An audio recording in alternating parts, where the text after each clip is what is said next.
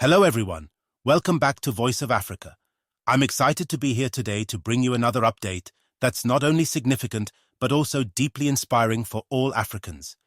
This story is about unity, progress, and a vision for a future where African nations work together for the betterment of all.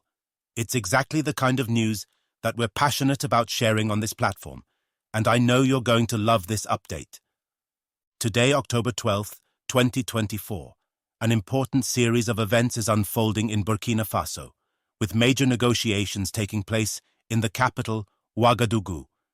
These talks involve the government of Burkina Faso and Senegal under the leadership of President Basiru Faye, who has made a bold move to align his country with the Alliance of Sahel States, AES. This is a significant moment for Senegal and Burkina Faso, and even more so for the entire Sahel region. President Faye has sent a special envoy to Burkina Faso to make his country's commitment clear, marking a new chapter in the effort to create a united front against the challenges facing the Sahel. The Alliance of Sahel States, AES, was founded on the idea of breaking free from neocolonialism and building a future where African nations control their own destinies. Senegal's decision to back this vision is a powerful statement, and it shows that President Faye is serious about pushing for the emancipation of African peoples. This decision is particularly important because Senegal, as one of the most influential countries in West Africa, has always been a key player in regional politics. By joining forces with Burkina Faso and other members of the AES, Senegal is sending a message that unity is the only way forward for Africa.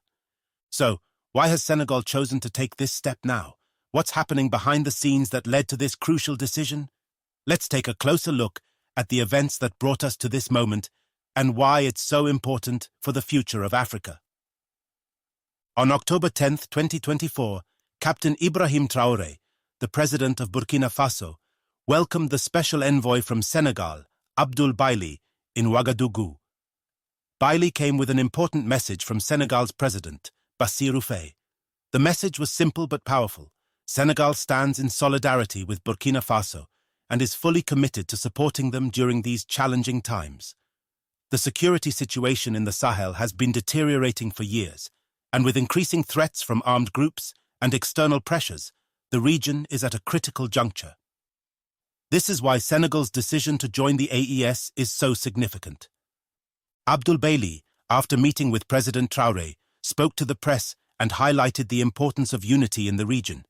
He said, "The people of our region have long aspired to unity, development, and security. It's painful to see the instability and violence that have plagued the Sahel for so many years, but we believe that by working together, we can turn things around." His words echoed the sentiments of many Africans who have grown tired of the instability that has held back progress across the continent. Baily went on to emphasize that Senegal's decision to join the AES is about more than just politics.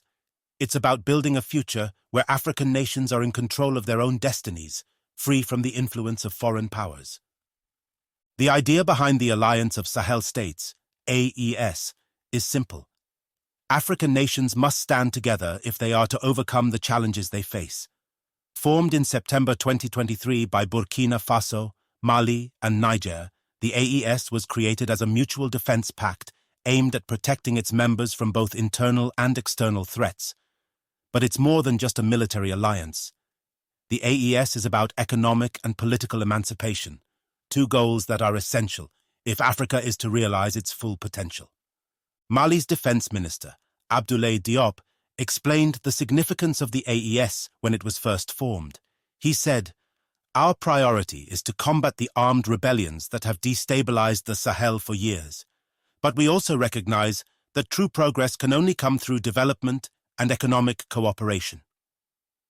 Diop's words captured the essence of the AES's mission: to build a future where African nations are self-sufficient and secure.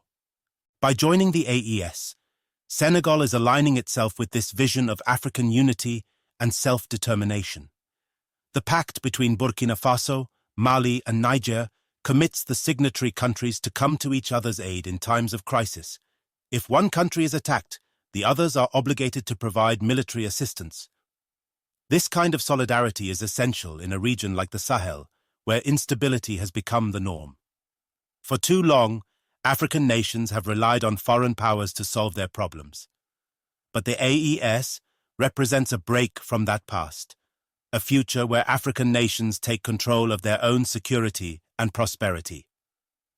Senegal's decision to join the AES is also significant because of the growing Pan-Africanist movement that has been gaining momentum across the continent. President Basiru Faye has made it clear since his election on April 2, 2024, that he is committed to breaking away from the neocolonial structures that have held Africa back for so long. His decision to join the AES is a reflection of that commitment.